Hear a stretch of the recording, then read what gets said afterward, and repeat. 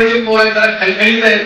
मला पुढे झालो कशामुळे तर शिका म्हणत नाही तर मी तर म्हणजे मेकॅनिकलचाच पोरगा अभ्यास करायचा, इंडस्ट्रीमध्ये जायचं, चांगल्या चांगल्या कंपनीला इंडस्ट्रीत नोकऱ्या मिळाल्या, जर्मनीला जायची सोय होती.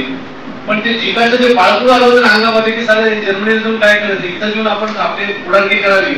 मग मी भाजपचं काम केलो, आमदार झालो तुमच्या कृपेने सगळ्यांच्या शुभेच्छाने.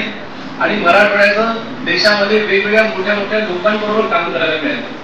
अटलजी असतील, अडवाणीजी असतील, मोदीजी असतील, प्रमोदजी असतील, तेव्हासाठी गोखलेजी असतील, विलासराव देशमुख यांच्या बरोबरीने सातत्याने काम करायचं मिळालं. तेव्हापासून माझ्या डोक्यात होतं की ह्या कॉलेजला जर ताकद दिली तर इथले पोरं चमत्कार मिळू शकतात.